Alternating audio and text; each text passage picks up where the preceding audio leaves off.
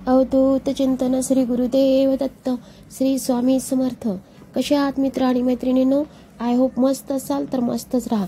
एक नजर खरेपणावर या चॅनलमध्ये तुम्हा सर्वांचे अगदी मनापासून स्वागत करते।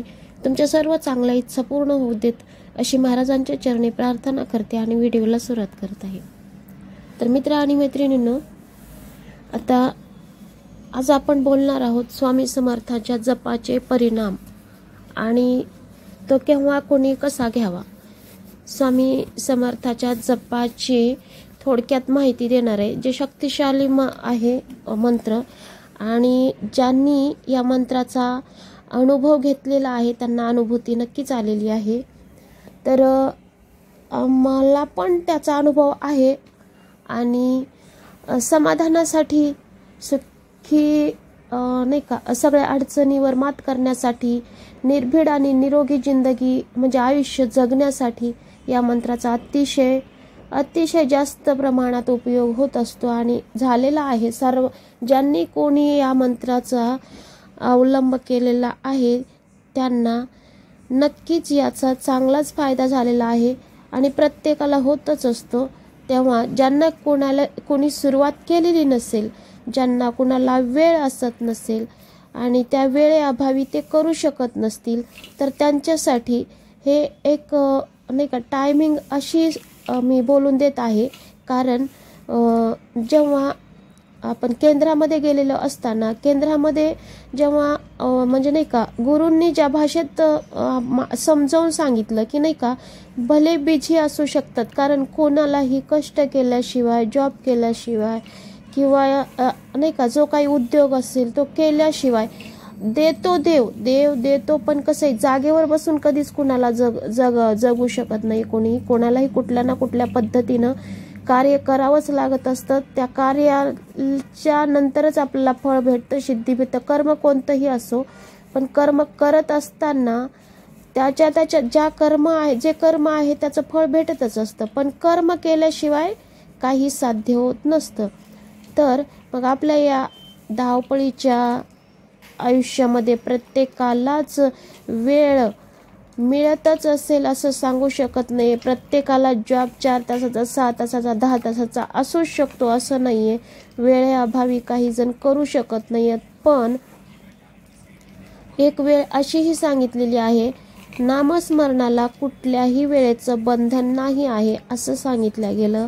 आणि मंत्र हा मंदिरात बसून करायचं, म्हणजे देवाच्या समोर म्हणून करायचा असतो। पण जेव्हा माणूस हा आता झोपण्यापूर्वी मंत्र करू शकतो, आपण जेव्हा झोपायला पडलेलो असतो आणि जे की समजा स्वच्छ असतात, म्हणजे की मॅरिड असू देत, पण मॅरिड जरी असले तरी रोजच्या जीवनामध्ये असे काही कर्म होतच असतात। असे नाहीये की आपण नाही का काही वार वेळेमध्ये प्रत्येक मॅरिड व्यक्ती ही सर्व म्हणजे नाही का बंधनं पाळून असतात। जो सांसारिक माणूस आहे तो असं काही नाहीये की नाही का आता आपल्याला पूजा करावी लागत असते, सकाळची पूजा करावी लागत असते, तेव्हा आपण आंघोळ करत असतो।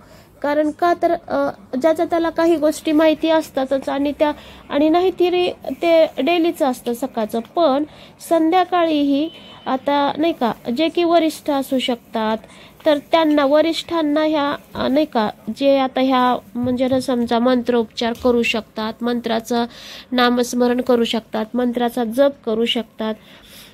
आणि त्यामुळं ज्यांना समजा जरी वयस्कर आहेत पण तरीही कामधंदे तर करावं लागतातच, आणि त्या दगदगीत जर होतच नसेल तर त्यांच्यासाठी हा विषय आहे की वेळ आपण संध्याकाळची जरी वेळ घेतली तरी संध्याकाळच्या वेळेला सुद्धा झोपता वेळी आपण या मंत्राचा नामस्मरण करू शकतो, या मंत्राचा जप करू शकतो, या मंत्राचा ध्यास करू शकतो, आणि त्याच्याने आपल्या बऱ्यापैकी माइंडवर स्थिरता येत असते। माइंड अगदी चिडचिडेपणा जातो, दिवसभराचा थकवा जाऊ शकतो, आणि आपली जी अंतःकरणातली जी हाक असते ती संध्याकाळी आणि पहाटे पण ब्रह्ममुहूर्त म्हटल्या गेलेला आहे। आणि बऱ्यापैकी दैविक जे नाही का, जे समजा विचार करा, जे की नाही का ब्रह्मचारी आहेत, ब्राह्मण आहेत, जे की समजा पुजारी आहेत,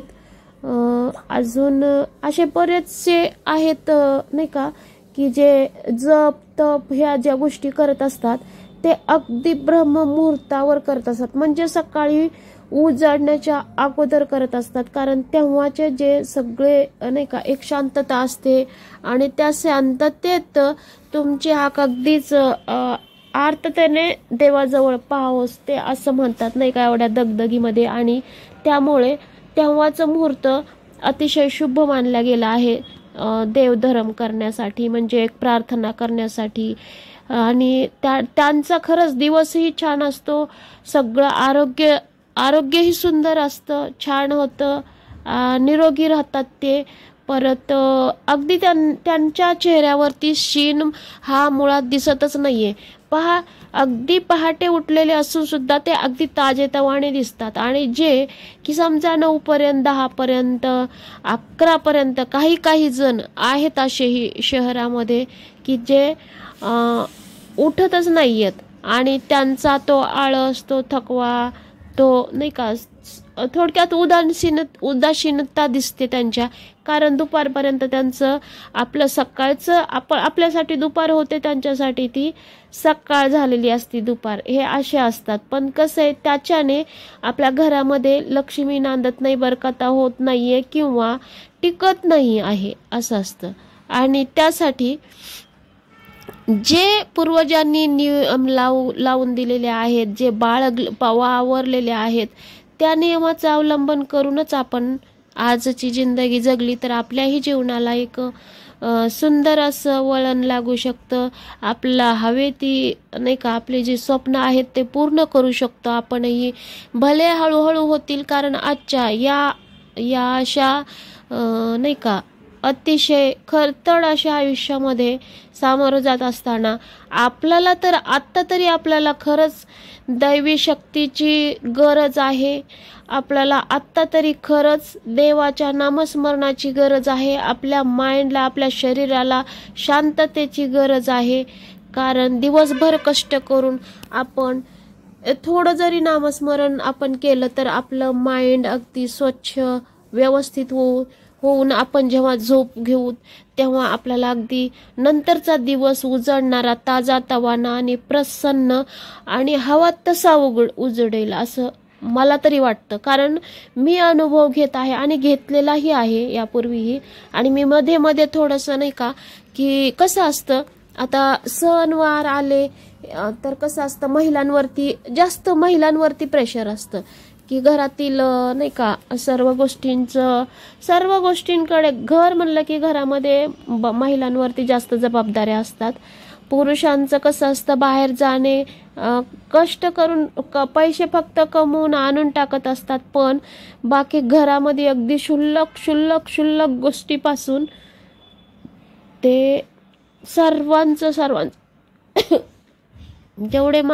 जेवढे घरामधले नाही का एक मेंबर असतात त्या प्रत्येकाची काळजी घेणं ह्या घरातील नाही का लेडीजला वरच सगळं डिपेंड असतं. आणि त्यासाठी महिला प्रत्येकासारखीच मी पण आहे आणि प्रत्येकीसारखीच. आणि त्यामुळेच मी सांगत आहे की कसं आहे, झालं आता दिवाळी झाली, देवदीपवाली झाली.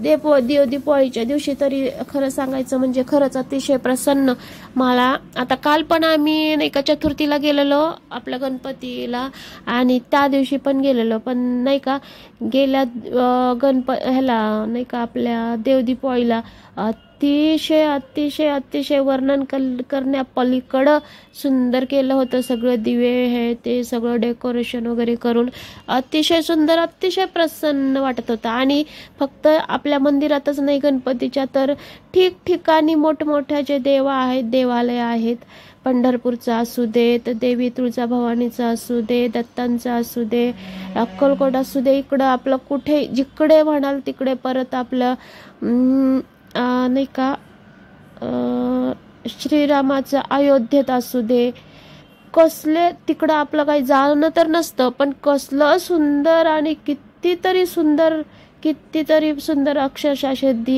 देव असं आपल्या नाही का नेत्रदीप तृप्त होतील या पद्धतीचं सगळं होतं.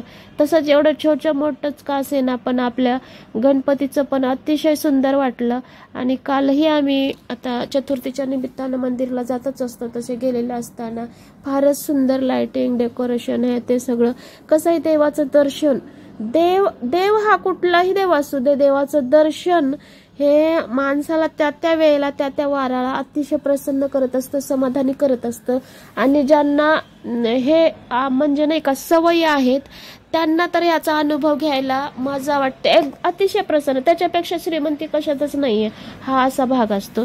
बरं असं तर मित्र आणि मैत्रिणींनो विषय काय करायचा आहे की ज्यांना समजा वरिष्ठ असतील त्यांनी आणि ज्यांना की नाही का नाही काही नियम पाळून जर झोपता वेळी आपण या नाही का मंत्राचा स्वामी मंत्राचा म्हणजे नाही का स्वामी समर्थाच्या मंत्राचं नामस्मरण केलं, थोडक्यात एखाद्या वेळी त्या मंत्राचा आता जपातच निरंतर होतं. कारण जेव्हा आपण झोपता वेळी करत असतो तेव्हा असंही चालता फिरता तर कोणीही बोलतच असतं की नाही का ज्यांची भक्ती आहे ते श्री स्वामी समर्थ, स्वामी समर्थ, स्वामी महाराज, स्वामी माऊली हे सगळं चालूच असतं. ज्यांच्याकडे वेळ आहे त्या वेळात वेळ काढून अभद्र कुठलं तरी काहीतरी माइंडमध्ये येणं, कुणाप्रती तर्क वितर्क विचार करण्यापेक्षा हे चालू असणं त्यातलं त्यात बरंच आहे की रिकामे असाल तर.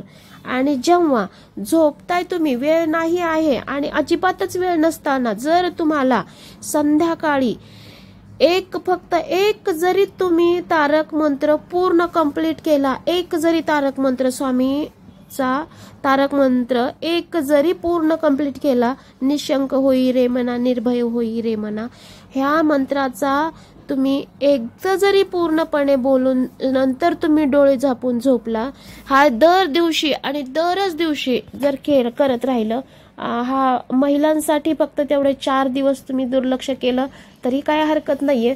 नाही तरी तुम्ही हे सगळं कसं आहे तुम्ही तुमच्या अंतकरणाला पूर्ण समर्पित ठेवून, स्वामींना डोळ्यास ठेवून, अंतकरणात ठेवून, माइंडमध्ये ठेवून पूर्णपणे तुम्ही स्वामींना समर्पित झालात तर तुमच्या आवाजाचीही गरज पडत नाहीये. कारण तुमचं अंतकरण, तुमचं माइंड, तुम्ही स्वामीला किती भाव आणि किती भक्तीने आवाज देत आहात, किती श्रद्धेने त्यांचं नाही का नाव घेत आहेत किंवा काय बोलत आहेत, तर हे फार महत्वाचं आहे. आणि ह्याच्यातच अतिशय प्रभावशाली शक्ती आहे. तुमच्या शक्तीत जेवढी शक्ती आहे त्याच्या दुप्पट शक्तीनं तुमचं भलं करणारे स्वामी आहेत. त्यासाठी तुम्हाला स्वामींची किती तुमची शक्ती लावून, तुमचा किती नाही का एक तुमची ओढ किती लावायची ते लावून तुम्ही स्वामींचं नाव घेऊ शकता. या स्वामींच्या तारक मंत्राचा उपयोग करून तुम्ही तुमच्या सर्व इच्छुक असणाऱ्या प्रत्येक शक्ती तुम्ही मिळवू शकता, प्रत्येक शक्ती. मग तुम्हाला त्या शक्तीचा उपयोग कशासाठी करायचंय, काय करायचंय हे तुमच्यावर डिपेंड आहे. पण स्वामी तुमच्या प्रत्येक शक्तीला एक नाही का तुम्हाला त्या अनुभवाचं तुम्हाला नक्कीच अनुभूती पाहायला मिळणार आहे. तर मित्र आणि मैत्रिणींनो या मंत्राचा जप करून पहा, या मंत्राचं नामस्मरण करून पहा. झोपता वेळी एक वेळ करा.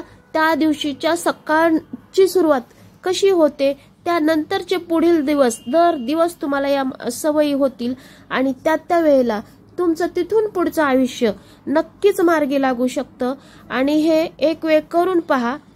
तर मिळालेली माहिती कशी वाटली कमेंट करून सांगा. व्हिडिओला लाईक शेअर करा, चॅनलला सबस्क्राईब करायला पण विसरू नका प्लीज. तर भेटूयात आपण पुढच्या व्हिडिओमध्ये. तोपर्यंत बाय बाय सर्वांना.